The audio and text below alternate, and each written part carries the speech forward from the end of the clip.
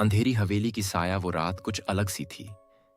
चांदनी फीकी पड़ रही थी और हवा में एक अनजानी सी खामोशी थी।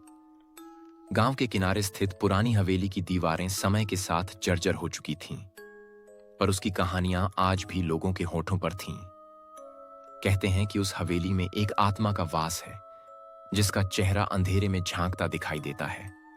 आगमन आरव, एक साहसी युवक, अपनी दोस्ती और जिज्ञासा के चलते उस हवेली के पास पहुंच गया। गांव वालों ने उसे चेताया था, रात में उस हवेली में मत जाना, वहां की छाया तुझसे कुछ मांगती है। पर आरव ने इन बातों को हवाले कर दिया और धीरे धीरे हवेली के प्रांगण में रख दिया। हवेली के मुख्य द्वार पर जंग लगी हुई लकड़ी और टूटे हुए शीशों ने उस रात का माहौल और भी डरावना बना दिया। जैसे ही आरव ने दरवाजा खोला, भीतर से धीरे धीरे एक ठंडी हवा बहने लगी। उसके दिल की धड़कन तेज हो गई, पर वह अपनी जिज्ञासा पर काबू रखते हुए अंदर बढ़ता चला गया। रहस्य और अनुभव अंदर का कमरा गहरा अंधेरा था। कुछ दूर एक टूटी हुई झूलन की घंटी की धीमी धीमी टन-टन सुनाई दे रही थी। आरव ने टॉर्च जलाकर कमरे का निरीक्षण किया। दीवारों पर पुराने चित्र थे, जिनमें से एक में एक महिला का चेहरा अत्यंत उदासीन और दुखी दिखाई देता था।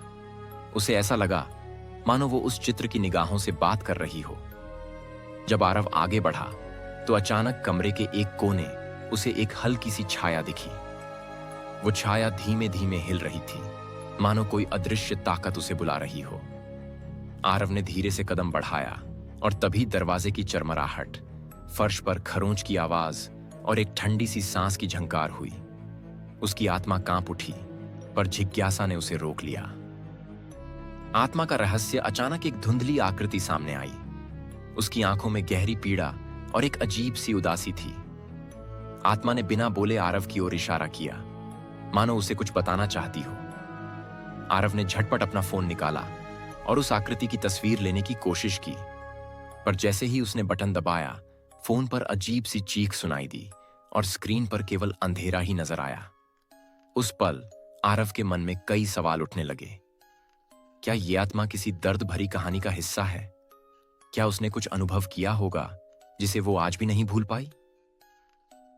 हवेली की पुरानी दीवारों पर लिखे गए नाम और तिथियां एक अधूरी प्रेम कहानी की गवाही देती दिखीं।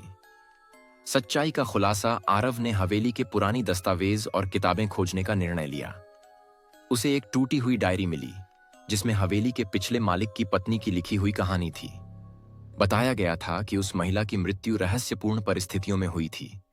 उसके पति ने उसकी अनसुनी कर दी थी और उसकी आत्मा कभी चैन नहीं पा सकी।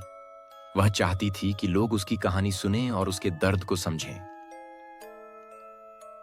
उसकी आत्मा उस हवेली में अटकी रह गई थी, लोगों से सच्चाई बताने के लिए चुपचाप पुकारती रहती थी। अंत और अनिश्चितता रात के अंधेरे में, जैसे ही आरव डायरी पढ़ रहा था, हवेली की दीवारों पर अचानक से हल्की सी रोशनी फैल गई। वह महसूस करने लगा कि आत्मा उसके करीब आ गई है। उसकी आंखों के सामने उस उदासीन महिला की छाया फिर से प्रकट हुई, इस बार एक मधुर, शांत स्वर में, मेरा दर्द सुनो, मेरी कहानी जानो।